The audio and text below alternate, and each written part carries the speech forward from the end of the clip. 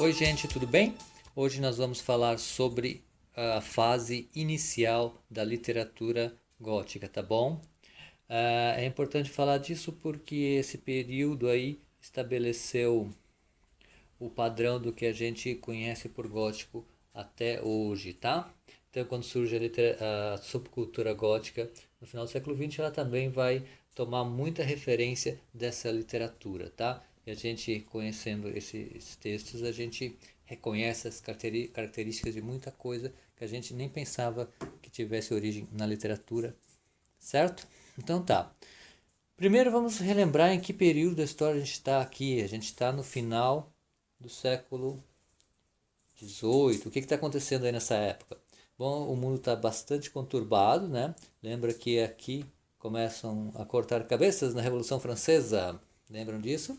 Certo. Um pouco antes tem a independência dos Estados Unidos, que foi uma independência com guerra, né? E isso é tentado também aqui no Brasil. Nesse período tem a Inconfidência Mineira, que não dá certo. Lembre-se que o Tiradentes ficou famoso por ser enforcado no final da Inconfidência Mineira. Certo?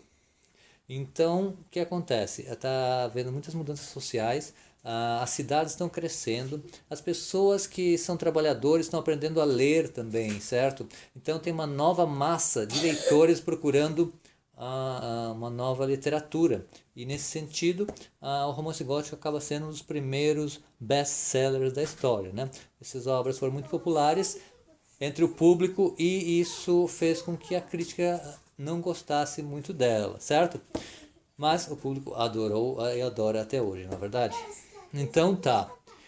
O que acontece? Um dos primeiros romances vamos por ordem aqui, o Castelo de Otranto, eu já falei para vocês, do Horácio Walpole, né? Estabelece uma moda, eu falei disso no vídeo anterior.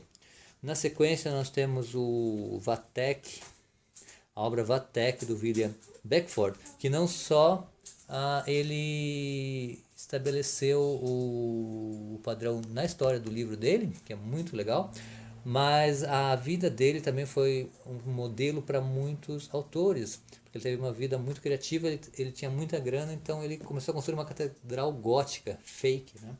E fez isso e foi uma coisa incrível, gerou uma moda também.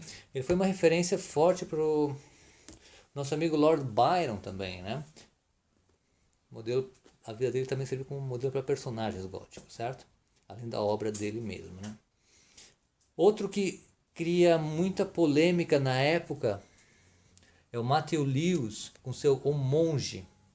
É um escândalo porque ele trata de um monge que tem uma série de perversões e vai sendo deturpado ao longo da história, né? Inclusive saíram duas versões, a versão que existe hoje é uma versão um pouco mais light, né? Mas tem um filme, inclusive, completo no YouTube, O Monge, recente, né, que vale a pena vocês verem. Eu vou deixar o link para vocês também, certo? Essas são três obras bem básicas, assim, do início, entre 1764 e o final dos anos 1700, aqui, né, chegando em 1800, que são o Castelo de Otranto, Vathek e o Monge. Muitas outras houveram, muitas cópias devido ao sucesso disso, mas esses autores estabeleceram muitos padrões. No final desse século, 1700, chegando em 1800, o que acontece? Surge uma outra autora muito interessante que é a Anne Radcliffe. Ela fez muito sucesso porque ela fez uma versão um pouco mais suave, mais próxima do romantismo, próxima ao gosto romântico, sem tantas coisas, digamos, consideradas muito imorais pela sociedade, né? Então a Anne Radcliffe escreveu muita coisa, como o romance siciliano, Os Mistérios de Udolfo e Romance da Floresta, entre outros, tá? Só para lembrar, o Vathek tem uma versão brasileira barata da LPM, tá? Passamos aqui do século de 1800, chegamos finalmente aqui no começo do século XIX, certo? Só para lembrar, 1818, a gente está antes de 1837. O que acontece em 1837? É o início da Era Vitoriana, o início do reinado da Rainha Vitória, que vai reinar até 1901, um reinado longo. Então lembre que tudo isso que eu estou falando aqui está acontecendo antes da Era Vitoriana, certo?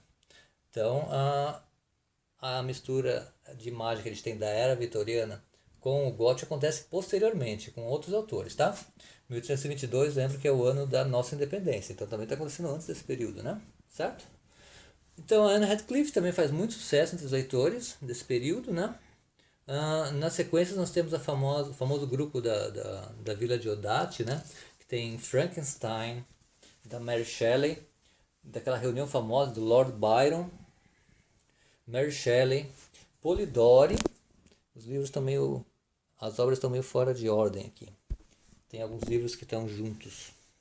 Mas o Polidori e o Percy Shelley, companheiro da Mary Shelley, que se reúnem um pouco antes de 1818, e nessa reunião tem ideias para várias histórias fantásticas, né? Inclusive a primeira história, que é considerada de vampiro, do John Polidori, certo? E que mais? Chegamos a 1821, temos uma obra que é considerada meio assim, que encerra esse período inicial, né? Que é o Charles Maturin, que escreve Melmoth, o Errante, também outra obra fundamental, certo? Então é isso aí, são as primeiras obras. Lembra que estamos entre 1764 e 1837. O período anterior era vitoriano. Você vai me perguntar, e o nosso amigo Allan Poe e outros? Esses todos estão depois, tá? Então é isso aí, pessoal. Tá bom? Vejo vocês no próximo vídeo. Espero que tenha ajudado.